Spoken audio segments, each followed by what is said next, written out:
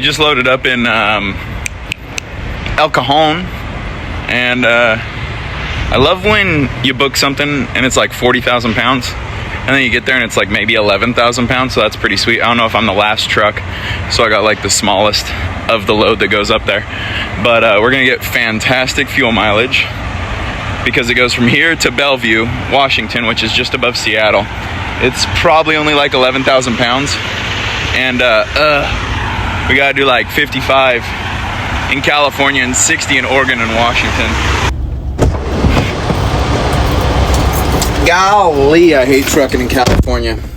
And I'm running the whole thing. I'm not just freaking dipping in and out. We're going from El Cajon to all the way up out the north into Bellevue, Washington. So we just grabbed some fuel at Santanella right at sunset. Unfortunately, we only have about 2 hours left to go. We want to get on the north side of Sacramento tonight.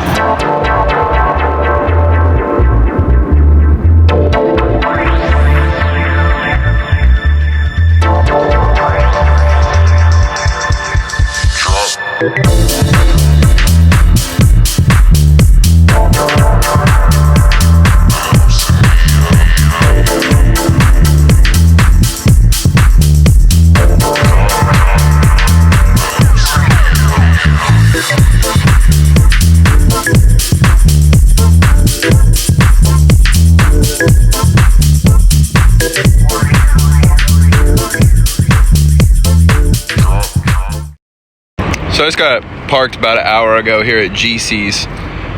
GC's is one of my favorite truck stops. When I used to always run the 5, it was between like 2017 and 2019. We'd always come here. Holy smokes, they're doing construction. They got all the car fuel pumps pulled out. But this place has gotten significantly more expensive over the years, like everything else, which sucks, you know, such is America. But yeah, GC's is always like, especially at night, for the most part, besides the people who idle on these beautiful, I mean, it's a gorgeous night. I'm wearing shorts and a short sleeve. It's always like quiet and cool for the most part. Good place to stop and shut down. Good burritos here if you've never stopped. They built that new Space Age down the road at exit 52 off I-5, so I feel like a lot of people stop there. And then there's another Flying J up north across from the other Flying J. But no, GC's is the bomb. I had a salad for dinner. I picked it up at Coburg TA and just threw it in the cooler. And ate it once I got parked here at GC's. And I needed some coffee filters, so I went in and they had coffee filters, luckily. But they also had these chips, and I don't eat chips often. But when I was younger, my dad used to always buy these. And they're pretty freaking good. I remember them tasting better, though, back in the day. But here's some chip ASMR.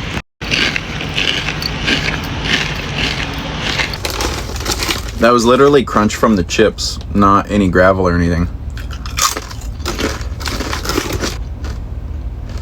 Insane crunch. The next day. So as you guys can see, it's a residential area. There's houses, but there's the water treatment building.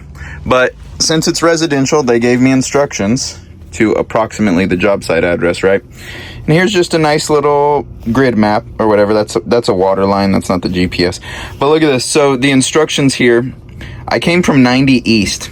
And when you're doing like residential and they give you instructions, you're like, fuck yeah, I'm following this to a T. Excuse my language.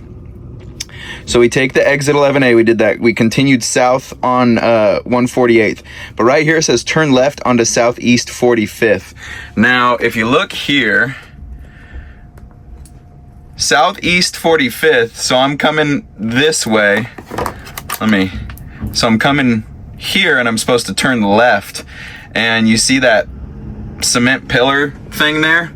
And I was like, let's try it anyway, you know, like follow the instructions to a T because it's residential. I mean, this is Bellevue, Washington, excuse me. So we had some hiccups there. We could not make that because there's a metal sign there. So you know, I had to back out with both lanes of traffic waiting for me. Very nice of them. Good folks around here that were patiently waiting. But So I bail off and I hit the shoulder right here with the hazards, and I'm like, well, satellite image, this one's all clear, 46. Why did they not say that on the instruction? Well, it's because they're car drivers, right? They don't think about a trailer swing. But luckily there's nothing here to worry about. And then we made it up to our delivery, which satellite imaging, you're looking at right there in those trees, as you can see. But yeah, like I said, it's all residential. I parked for like 15 minutes. I mean, I unstrapped, and I didn't have a lot of straps, but these freaking, sometimes these ELDs be wigging out, pisses me off. It still thinks I'm driving and doesn't give me any, you know, freedom to switch that to on duty. Hate when they wig out like this. I had a little bit of a clutch workout because the hill, so I came facing that direction, had to flip around back there and then come south. And this is a pretty decent hill. I don't know, here I'm standing straight. And that's the telehandler. You can see they're obviously driving downhill. But then we had to back up, and I was a little too far to the left, camera left, because the power lines and their crane lifting it. So then we brought it closer to the fence line and put it back as far as they could, and they got to work. So pretty easy area to, I mean, I don't know, this is like difficulty 1 for me. I don't know. I don't judge things by difficulty level, you know what I mean? Like, it's just a fucking job. You just do what you have to do, you know what I mean? Just do it!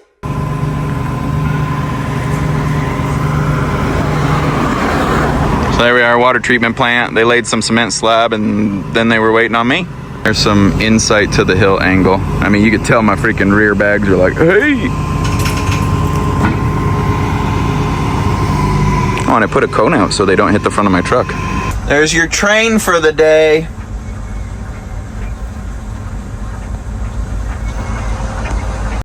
I just got to my pickup here in Sumas, Washington, which is right at the border of Canada. I haven't been up here since I crossed into Canada a long time ago. I used to take tractors just across to Abbotsford. So I am here at the pickup in Sumas, Washington. I mentioned how I haven't been up here in a long time. It is really cool, these little towns, Linden or just anywhere north of Bellingham. To the east, like Sumas is right on the border. It's Sumas and Abbotsford in Canada. And I'm picking up from Teal Jones Group, which their emblem has a little Canadian maple leaf on it. Picking up this lumber that's going down to Fremont, Nebraska, which is just outside of Omaha. So it's going to be a quick, easy strap and go. Everything, it's a no tarp because, as you can see by that pile behind me, everything is covered in their own white tarps. So just waiting for the forklift to get fuel. It's been a super smooth and easy day. It's been a smooth and easy day. The delivery went super easy and well. I'm glad I wasn't heavy on that one because backing up the hill where I had to get would have been a hassle on the clutch. I mean, nothing that can't be done, but you know, you would have felt it in the pedal. And just powering up in reverse on that bad boy on the hill. But getting loaded up here and heading to Nebraska. So it's going to be an easy weekend, just cruising and chilling. Looks like he's already loading, so that's freaking sweet. This is like one of those days, it feels like a Friday, but it's a Thursday. And nothing can ruin today.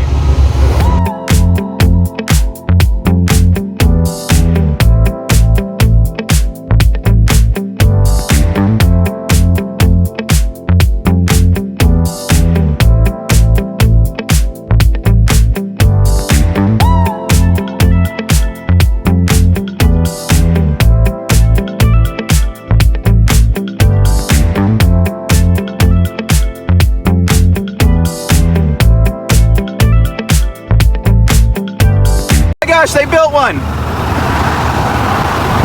There's a blue beacon in Spokane.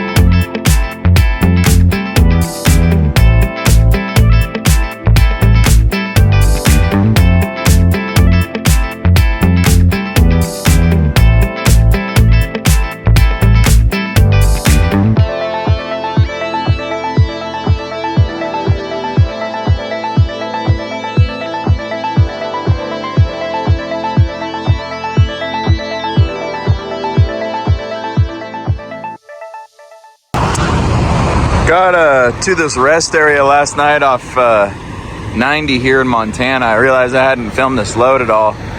It's just stacked up lumber, like I said when I was picking up.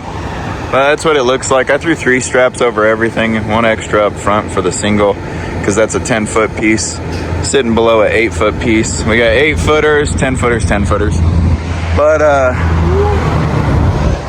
I've seen a lot of motorcycles, so something tells me like Sturgis must be going on soon.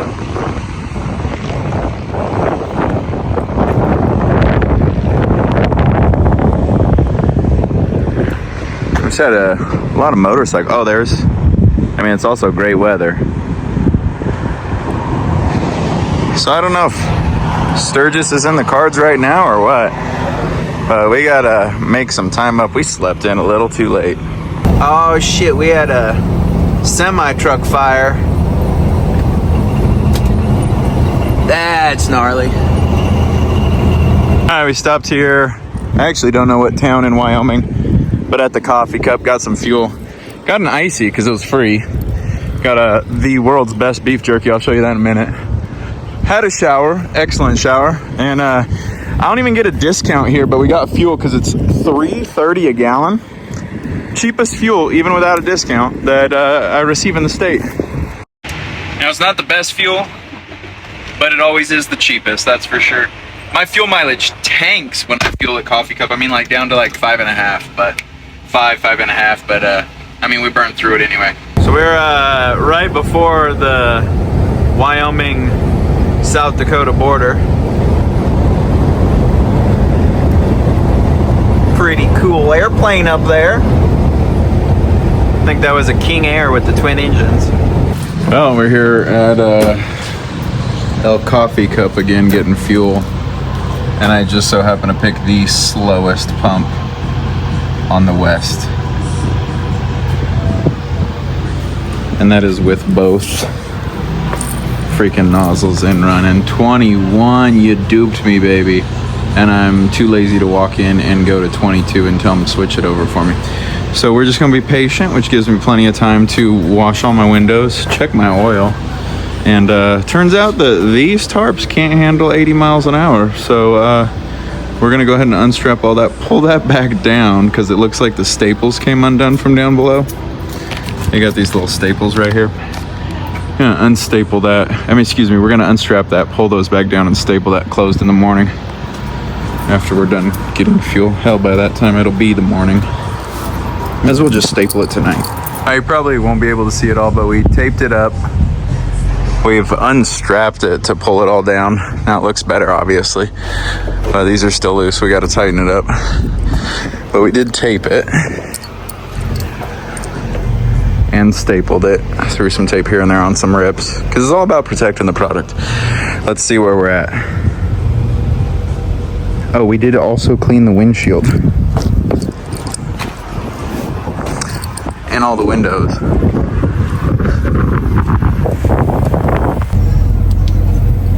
Might as well check the oil now. Can you hold the flashlight for me? Yeah, your father was right. Couldn't hold a flashlight to save your life. Let's see where we're at. Oh, we can't flip it around. 55.6. Good thing it's dead. And when we hit So I'm watching my own YouTube video. Highways and US highways. See where we're at. Passing lane, I would get over to the left and I would walk them up that freaking Almost hill 85 gallon with his sweep. 5 Eventually. All right, gang, we made it to our final destination here in Fremont, Nebraska with this lumber. This was a huge lumber yard, plenty of room to pull in and pull out, not feel like I was in anyone's way. And they had a ton of different type of wood coming in here, as you could see from all those brands stacked up there. But like I said, it was huge here. I was in and out in about 15-20 minutes after getting the straps undone. And that top pallet, that top bundle of wood that I ended up duct taping and stapling, well, it held up pretty good for the last couple 100 miles. The truck, on the other hand, gosh, it looks filthy, as you can see from the tire and the mud flap hanger. I have missed a truck wash for like the past 2 weeks straight on this poor thing. Luckily, the white paint hides the dirt pretty well.